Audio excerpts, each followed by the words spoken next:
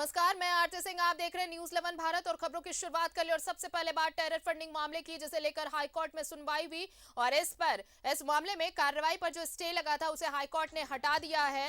और अब इस मामले के आरोपियों की कभी भी गिरफ्तारी हो सकती है। हाईकोर्ट ने कार्रवाई पर लगे स्टे को हटाया। और इस बीच आपको बताएं कि एनआईए की स्पेशल कोर्ट ने गिरफ्तारी अरेस्ट वारंट भी जारी कर दिया है। और अभी हम आपको बता रहे थे कि जैसे ही हाईकोर्ट ने यह फैसला सुनाया है, अब कभी भी इनकी गिरफ्तारी हो सकती है। तो देखिए, अब एनआईए के स्पेशल कोर्ट ने अब अरेस्ट वारंट भी जारी कर दिया है इनके खिलाफ। तीनों आरोपियों की अब कभी भी गिरफ्तारी हो सकती है।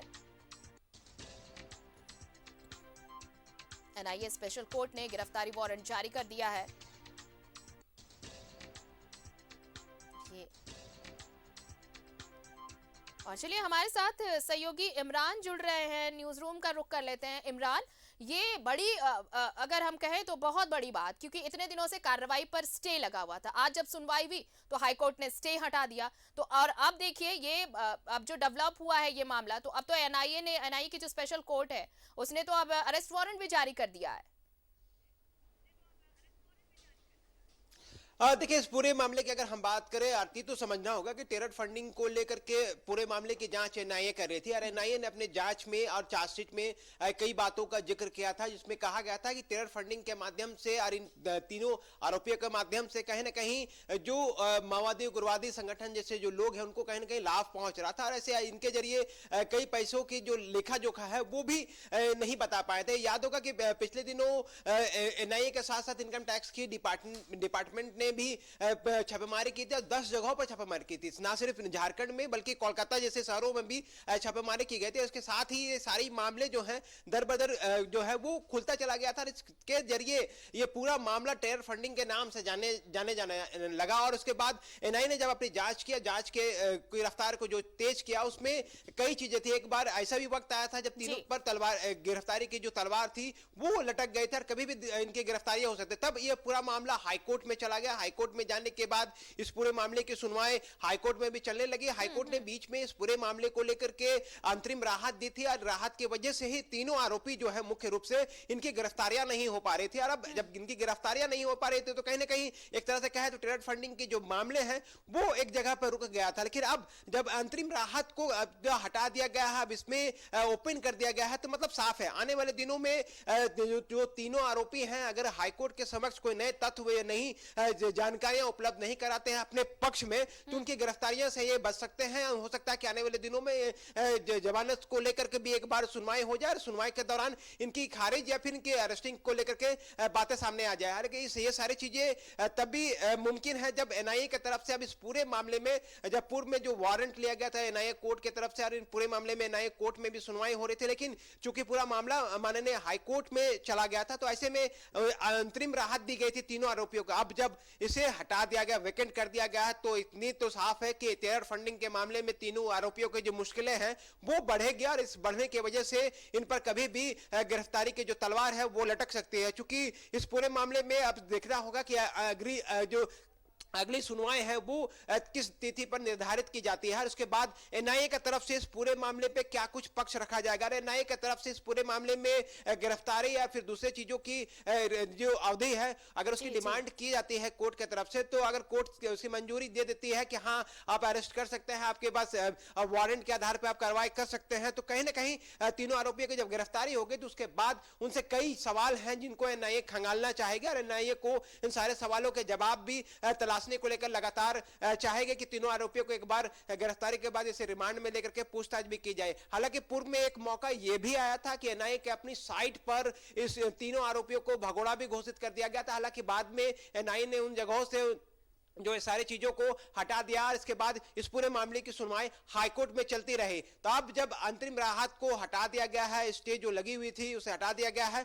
तो कहीं ना कहीं एनआईए की तरफ से एक बड़ी बात सामने आएगी कि एनआईए इस पूरे मामले पे क्या कुछ कार्रवाई करती है। और आने वाले दिनों में देखना होगा कि तीनों आरोपियों की गिरफ्तारी किस तरह से हो पाएगी। क्या एनआईए तीनों आरोपियों की गिरफ्तारी के लिए अब तेजी लाएगी। चूंकि टेरर फंडिंग एक महत्वपूर्ण मुद्दा है राज्य के लिए, देश की सुरक्षा के लिए, तो इन तमाम बिंदुओं को ध्यान रखते हुए इस पूरे मामले की जांच एनआईए पिछले कई दिनों से कर रही है। और ऐसे में एक महत्वपूर्ण बात आज एनआईए के पक्ष में गई है कि जो अंतरिम राहत दी गई थी उनको हटा दिया गया और हटाने के बाद इस पूरे मामले की सुनवाई हाईकोर्ट में चल रही है। अब इमरान, एक सवाल ये भी बनता है यहाँ पे कि अगर इन तीनों आरोपियों के लिए अब एनआईए ने अरेस्ट वारंट जारी कर दिया, तो क्या पार्टी की तरफ, जिसे पार्टी बनाया गया है एनआईए ने, क्या उनकी तरफ से कोई दलील दी गई या फिर उनकी तरफ से कोई बात अब सामने आ रही हो? देखिए, सोनू अग्रवाल सहित जो कई लोग थे, अमित अग्रवाल, इन तमाम लोगों को अब राहत के लिए हाईकोर्ट के ही पक्ष में अपने पास रखना होगा, क्योंकि अंतरिम राहत देने के वक्त में कई बिंदुओं रखी गई थी। इस बिंदुओं की जांच के लिए इनको कहा भी गया था कि चलिए अब इस पूरे मामले की जब तक सुनवाई चल रही है, जिस तरह की सुनवाई चल रही है, आपको अंतरिम राहत दी जाती है। आप पर पीड़क जो कार्रवाई है, गिरफ्तारियां जो है वो नहीं होगी जब तक इस पूरे मामले की अभी जब तक सुनवाई चल रही है। लेकिन अब जब ये सारी चीजें पर स्टे को हटा दिया गया है तो कहीं ना कहीं इसकी मुश्किलें बढ़ गई है। जाहिर सी बात है कि एनआईए अब इस पूरे मामले पर कार्रवाई के लिए तेजी दिखाएगी और आने वाले दिनों में इनको गिरफ्तार करके रिमांड में लेकर के पूछताछ करने की भी कोशिश की जाएगी, क्योंकि टेरर फंडिंग के मामले को लेकर के जब कई दस्तावेज, कई हार्ड डिस्क, कई पेन ड्राइव और कई चीजों को जब्त किया गया था, तो उनके सवाल के जवाब तीनों आरोपियों को देने हैं और ऐसे में एनआईए के समक्ष इनको पेश भी होना है। तो ये सारी चीजों को समझना होगा कि टेरर फंडिंग काफी महत्वपूर्ण है। सुरक्षा के दृष्टिकोण से,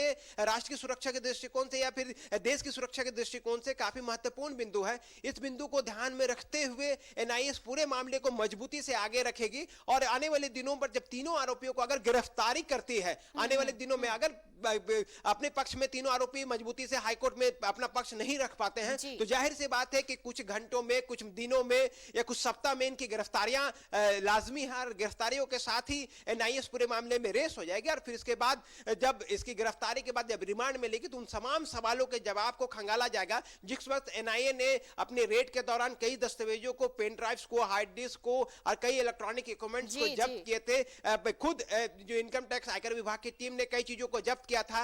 आईआरबीआई का जो ब्यौरा है, जिस ट्रांजैक्शन के जरिए बातें कही गई थी, उन तमाम चीजों को के जवाब जो है उन तीनों आरोपियों को देने हैं, तो उनको खंगालने की कोशिश की जाएगी। इसके लिए एनआईए को गिरफ्तार करना होगा, कोर्ट में पेश करनी होगी, उसके बाद उसके रिमांड में लेना होगा। तो एनआईए चाहेगी कि इस पूरे मामले पर जल्द एनआईए के लिए थोड़ी सी आसानी होगी कि अब जब इनकी गिरफ्तारी होगी तो ऐसे कई सवाल जिनके जवाब एनआईए पिछले लंबे समय से तलाश रही है, अब जब इन्हें अरेस्ट किया जाएगा, जैसे कि अब अरेस्ट वारंट भी जारी कर दिया गया, तो अरेस्टिंग के बाद पूछताछ के दौरान वैसे कई सवालों के जवाब मिल सकते हैं जिनके जवाब अब तक मिल नहीं पाए हैं एनआईए को। देखिए, बिल्कुल लाजमी है, क्योंकि एनआईए अब तक जो जांच कर रही थी वो जब्त डॉक्यूमेंट्स के आधार पर कोर्ट में भी कई तरह की जो सबूत है अपने पक्ष में एनआईए ने रखा।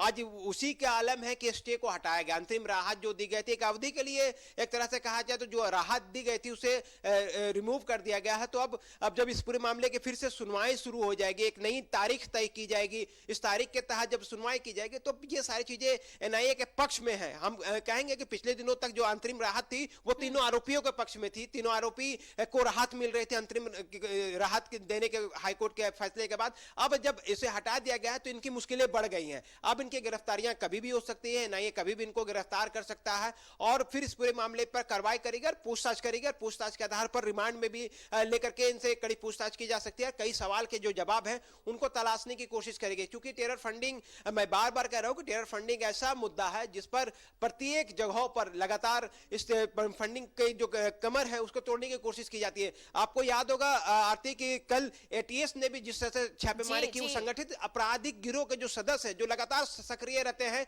इन तमाम लोगों पर कार्रवाई की जाती है ताकि इनके जो लोग हैं वो सक्रिय ना रह सके और ऐसे में राज्य में आपराधिक घटनाओं पर, अपराधियों पर नियंत्रण रखा जा सके। उसी तरह राष्ट्रीय जांच एजेंसी जो है एनआईए, वो इस पूरे मामले की जब जांच कर रही है तो जांच के कड़ी में ये सारी चीजों को ध्यान में रख रही है कि टेरर फंडिंग में जो लोग सामने आए, जो माओवादियों तक, उग्रवादियों तक जो पैसे की फंडिंग की गई है, जिसके जरिए मदद पहुंचाया गया है, जिस तरह से पैसे जो रोटेट हुए हैं, इन सारी बातों को ध्यान में रखते हुए इस पूरे मामले की एनआईए गंभीरता से जांच करी थी। इसी का आलम यह है कि आज एनआईए को इस बड़ी राहत मिली है इस पूरे मामले में झारखंड हाईकोर्ट से कि इस लगे स्टे को रिमूव कर दिया गया, हटा दिया गया। अब इस पूरे मामले पर पीड़क कार्रवाई भी की जा सकती है, गिरफ्तारी भी की जा सकती है, जरूरत पड़ी तो एनआईए कुछ नए स्टेप भी उठा सकती है, छापेमारी भी कर सकती है और कई लोगों से पूछताछ भी कर सकती है। चूंकि इस पूरे मामले को लेकर के लगातार एनआईए जो है वो डे बाय डे अपनी तरफ से अपडेट्स करता आया है हाईकोर्ट को कि किस तरह की कार्रवाई कर रही है, क्या कुछ हुआ है।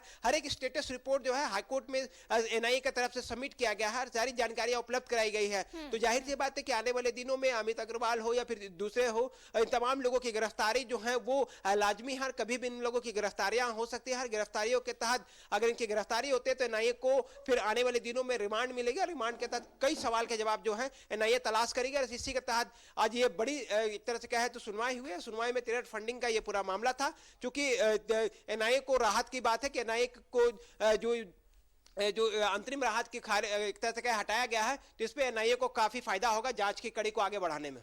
बिल्कुल फायदा होगा। और इमरान, ये भी एक बहुत देखिए, जब एटीएस ने छापेमारी की तो इसी तरह के कुछ हवाला के भी जानकारी मिली थी, वो भी सामने आया जब गिरफ्तारियां हुई और जो कैश बरामद किया गया। साथ ही कई ऐसे डॉक्यूमेंट्स भी बरामद किए गए इस छापेमारी के दौरान, और सिर्फ झारखंड ही नहीं कई दूसरे राज्यों में भी छापेमारी की गई। तो अब वो सारे मामले और फिर इस तरह से एनआईए के हाथ एक, अगर कहें तो एक बड़ा वेपन है, एक बड़ा हथियार है कि अब जब स्टे हटाया गया है तो अब इन तीनों को भी डिटेन किया जाएगा, अरेस्ट किया जाएगा, इनसे पूछताछ की जाएगी और उसके बाद जो लिंक्ड हैं वो सामने आ पाएंगे कि आखिर कनेक्शन कहां से कहां तक का है और कैसे टेरर फंडिंग यहां पर, अगर सिर्फ और सिर्फ अगर हम पर्टिकुलर झारखंड की बात करें तो यहां भी कई ऐसे मामले सामने आए लेकिन अब तक सामने चेहरा नहीं आ पाया है। लेकिन अब इस गिरफ्तारी के बाद इन चीजों का खुलासा होने की पूरी उम्मीद है।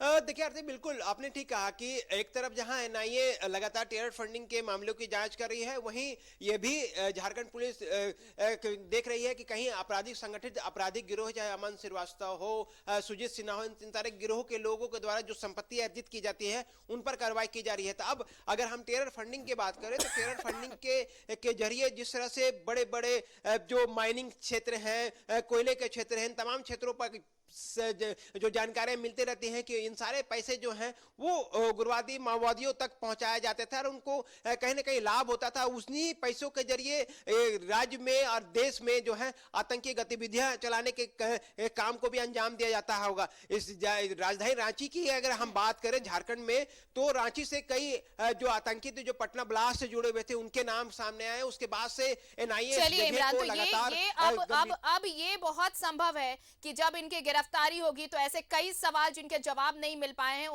वो जवाब तमाम मिल पाएंगे। बहुत बहुत शुक्रिया हमारे साथ जुड़ने के लिए और तमाम बातचीत के लिए। तो टेरर फंडिंग का ये मामला जिसमें हाईकोर्ट में सुनवाई हुई और हाईकोर्ट ने इस मामले में कार्रवाई पर जो स्टे लगा हुआ था उसे हटा दिया है और अब इसमें जो 3 आरोपी हैं उनकी गिरफ्तारी कभी भी हो सकती है क्योंकि एनआईए के स्पेशल कोर्ट ने अरेस्ट वारंट भी जारी कर दिया है। खबरें अभी और भी है लेकिन एक छोटा सा ब्रेक लेंगे, कहीं मत जाइएगा, देखते रहिए न्यूज़ 11 भारत।